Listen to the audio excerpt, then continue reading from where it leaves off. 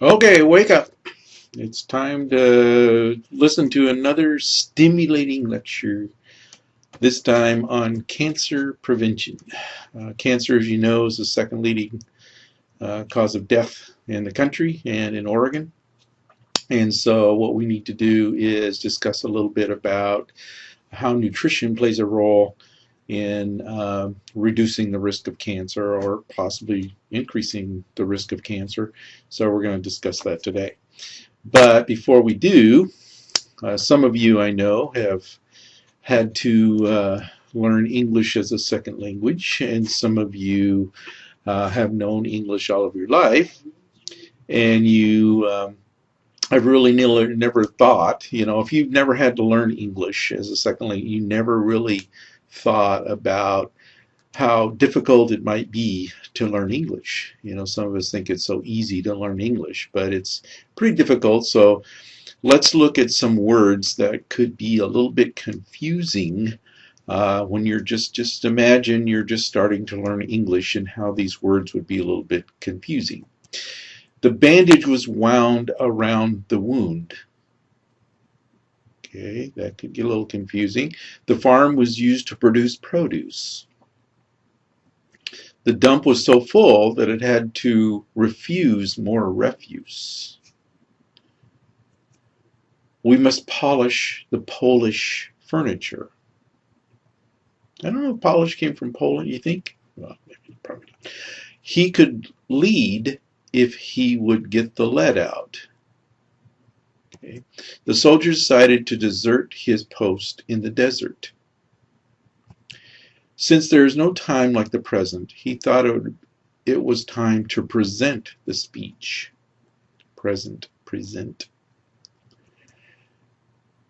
A base was painted on the head of a, even I got that wrong. A bass was painted on the head of a bass drum. Sorry. Okay, maybe I should learn English. I did not object to the object. The insurance was invalid for the invalid. They were too close to the door to close it. Too close to the door to close it. A seamstress and a sewer fell down into the sewer line. Sewer and sewer, a little bit different. Upon seeing the tear in the painting, I shed a tear. Tear and tear.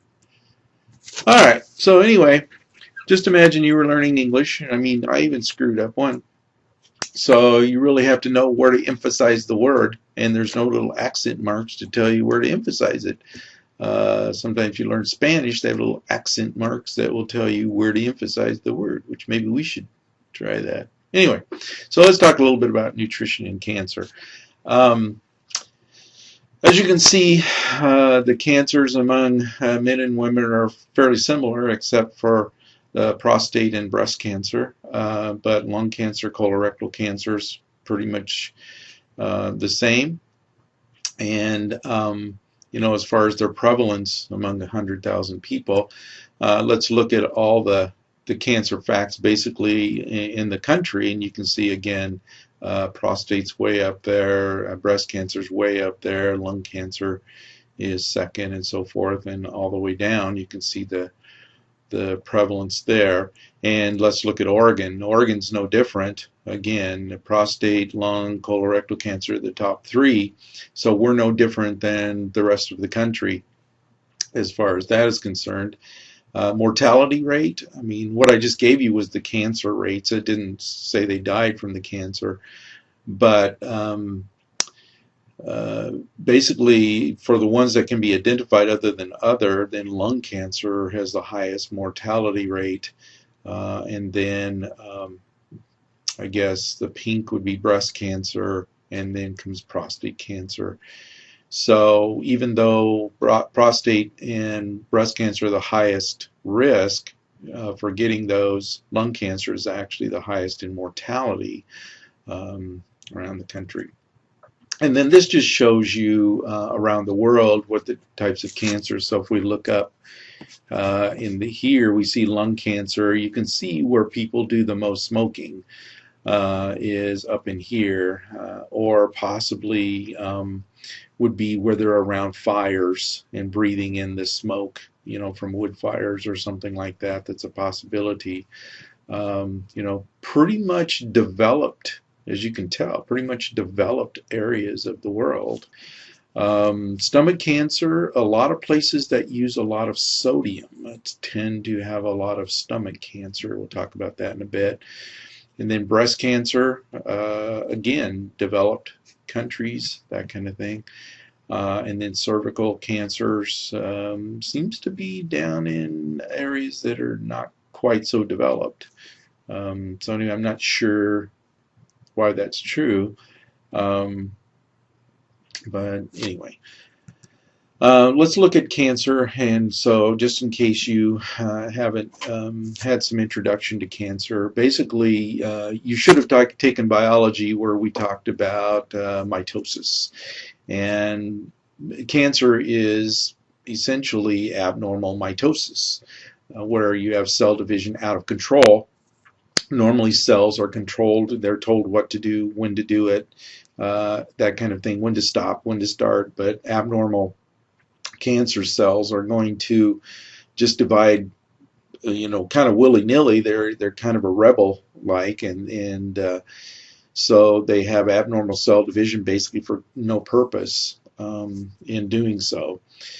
Two types, benign and malignant. Benign is one that basically, as you can see from the artist's rendition down here, that it has a capsule around it, so it's not as likely to spread or become metastasize and cause secondary tumors and that kind of thing, but it can become obstructive. You've heard of the big cantaloupe-sized tumors in the abdomen of some people, and then maybe you get it in the brain, and it's not round. No, it doesn't have to be round like they show you in the picture. It can have little offshoots, appendages that can kind of interweave itself into the brain or something like that, and not spreading, but it could be hard to take it. If you can get the whole cancer, a benign cancer out, it's not going to come back. But it can intertwine itself into the brain, so it'll be hard to get it all out, and so it will come back and kind of push the brain against the skull, cause headaches and that kind of thing. Whereas malignant tumors, as you can see, do not have a capsule around them, and so individual cells can break off from the tumor and metastasize and go to other parts of your body and cause secondary tumors. So here again is an artist's rendition of a non-cancerous tumor, benign, that would just get bigger, bigger, bigger, bigger. Whereas a cancerous tumor, you can see the cells are breaking off and metastasizing and going through and going to establish themselves in other parts of the body. So these, the metastasizing ones are the ones you really want to get early, if possible, so they don't metastasize. But anyway, so that's the difference. So let's look at the development of cancer. Obviously, you have to be exposed, or your cells have to be exposed to a carcinogen, whatever that is. It could be, the pyrobenzene from cigarette smoke. It could be from ultraviolet light. It could be from X-rays. It could be from an additive to food. It could be anything that is going to be considered in the classification of a carcinogen. Then it has to make access to the cell, because you're going to have to damage the DNA. So it has to be able to get through the plasma membrane, which we talked a little bit about, where maybe trans fatty acids would reduce the barrier properties of the plasma membrane, allowing carcinogens to get in easier, or something else that allows that carcinogen to get into the cell and then get to the DNA and actually damage the DNA. Obviously, UV light and things like that, there's no problem getting through. But anyway, so entry into the cell and then damaging the DNA and damaging the genes that would be the proto-oncogenes or tumor suppressors, in such a way that you initiate a neoplasm. So a neoplasm basically is a growth, an abnormal growth of cells or division of cells for no purpose. There's no reason for them to be dividing, and that's a neoplasm. So all tumors will start out as a neoplasm, And then the growth of the neoplasm into a tumor can be sped up by what we are going to refer to as promoters, anything that will promote the growth of the cancer, or anything that will increase the possibility of a carcinogen getting into the cell and causing the cell to, the DNA to get damaged. So a promoter can be two things. Again, let me just go over those. A promoter can be something that is going to increase the speed of cell division, therefore increasing the speed of tumor growth, or increasing the possibility that a carcinogen could get into the cell. Both of those could be considered promoters. And then eventually you will formation of a tumor that could be benign or it could be malignant type of thing. Normally in nutrition aspects don't really cause initiation.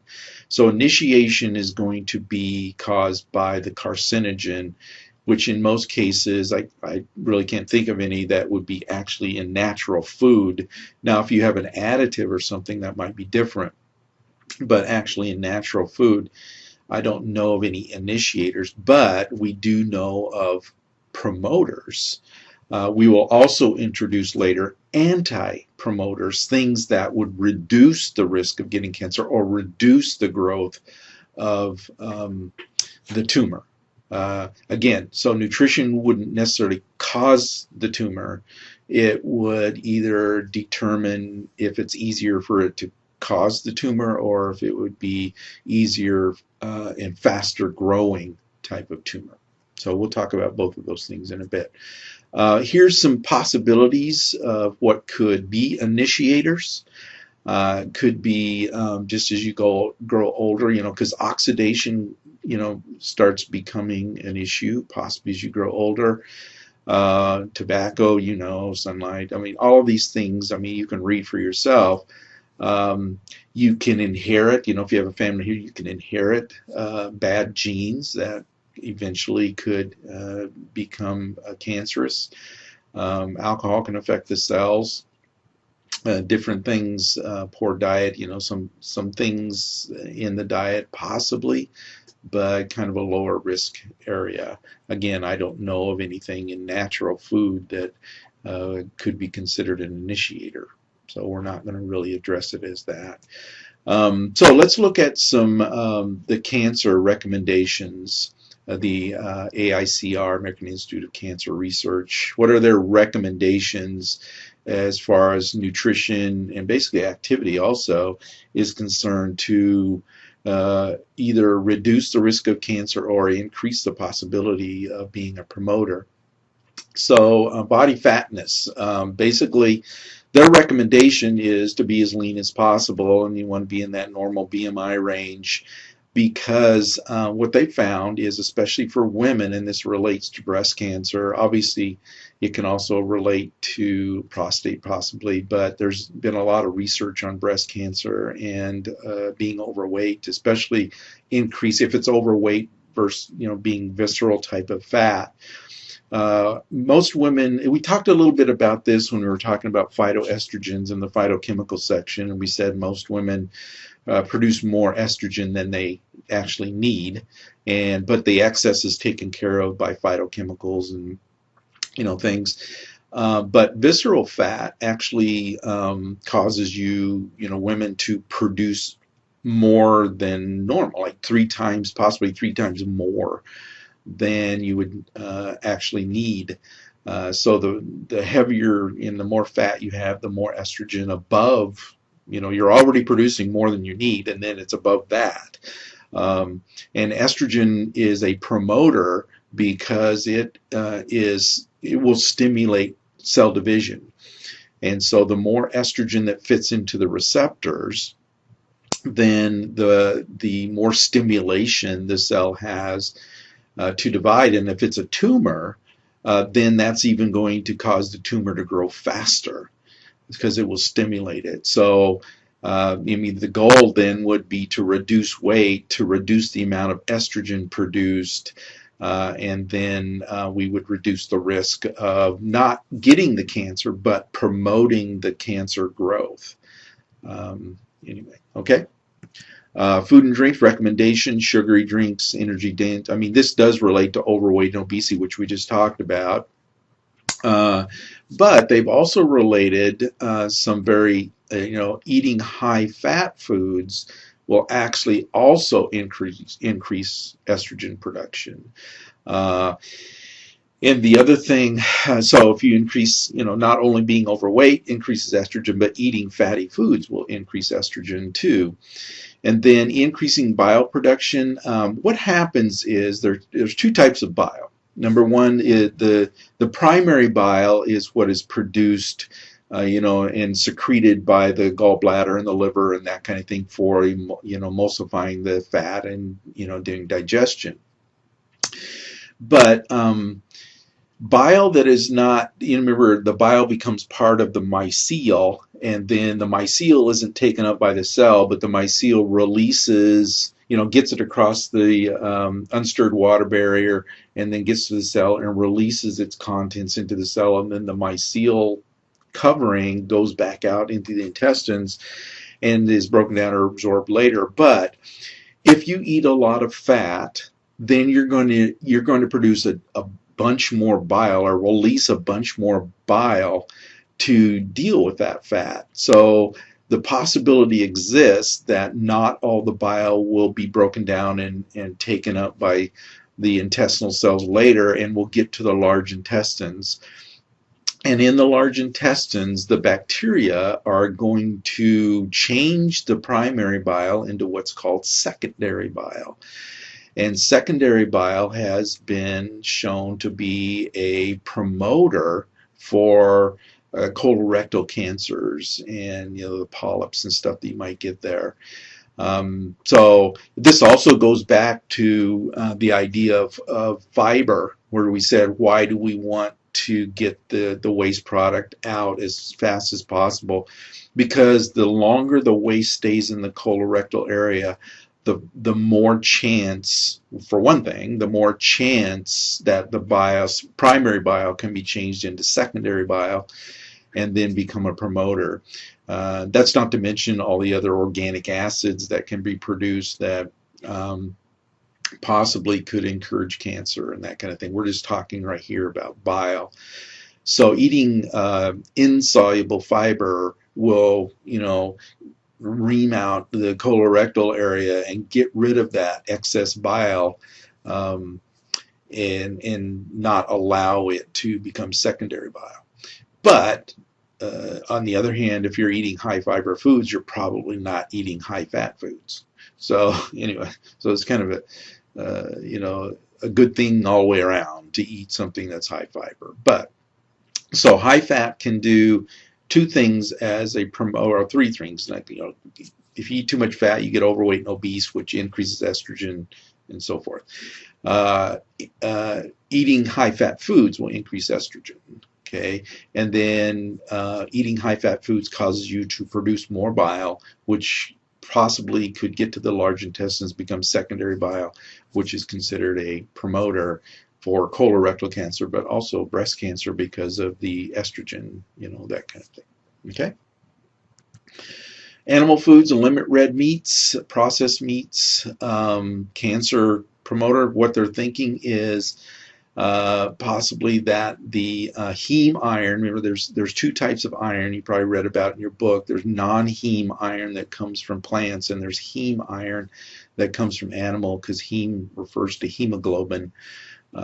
And so it's the most accessible, but getting too much heme iron can actually damage the lining of the colon and lead to possible higher risks of colorectal cancer. Smoked meats, like smoked turkey and that kind of thing, the smoking, remember, when you burn something, you produce free radicals and you produce oxidation, that kind of thing.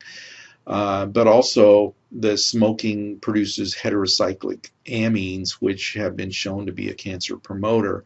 Actually, in some cases, there's a possibility they could be initiators.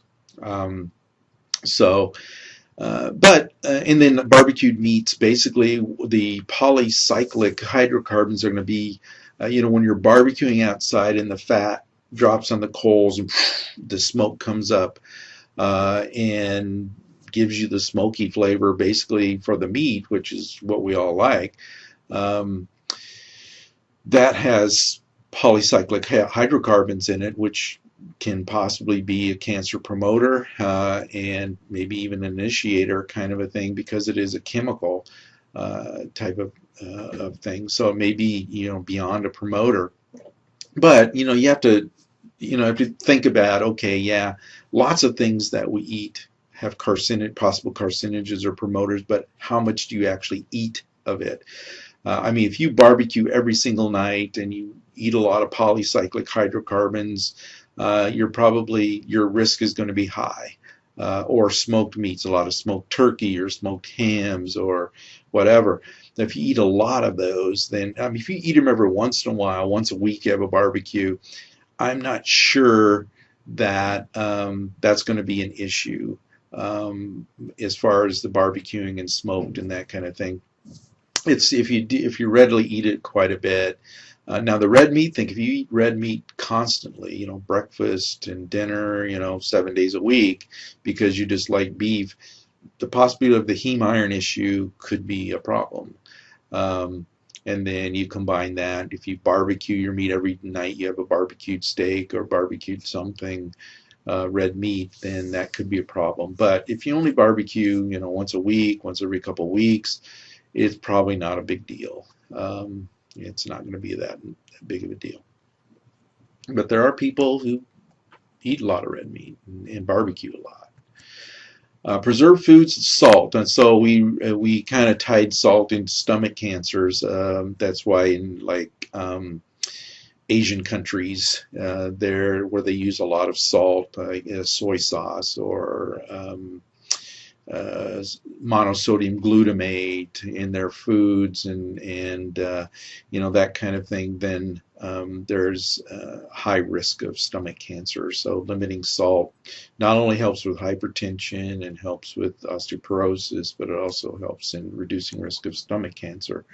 But as you notice from the graphic, in this area we don't deal with a lot of stomach cancers. But anyway. Alcoholic drinks, again, we're down to reducing the amount of alcohol you drink, because alcohol will damage the plasma membranes of cells. It can damage DNA if you drink a lot. So it can be a promoter. It can actually, reduce the risk or reduce the how do I want to put it? Increases the risk that you could actually have a carcinogen, do more damage to DNA leading to cancer. But you can see the list. Anything that any cells that the alcohol touches has a propensity to be cancerous. So anyway, limit your alcohol. I think you know that. Now we'll get into the anti-promoters. These would be things that can reduce the risk of tumor growth or the ability of something to cause cancer. And we've talked a lot about plant foods, and I hope I have brainwashed you into making sure you're eating lots of plants. And because they are anti-promoters, and I've listed several things, but there's more than this. The fiber, obviously we just talked about the bile, secondary bile, and that kind of thing, but also the transit time because of their secondary organic acids that are produced. That could be a problem. And then the phytochemicals that are in plants, you can see the list there, but it strengthens your immune system and that kind of thing. And then antioxidants can help because, again, the oxidation can reduce the barrier properties of the plasma membrane, therefore allowing carcinogens to get in easier, damage the DNA, and so forth. So antioxidants are going to be an important issue in reducing risk of cancer. And this is just a picture looking at anti-estrogens. Again, we talked a lot about estrogens in excess, but here's where estrogens are a hormone, so you can see where it fits into the receptor, and it can cause the genes to be activated. If it does it with a tumor cell, then obviously it's going to increase their speed. But if you have an anti-estrogen, like a phytoestrogen or something, it can fit into the receptor, not allow the estrogen to bind, and so the activation of the gene is reduced. So that's just so this would be an anti-promoter, is what this would be considered.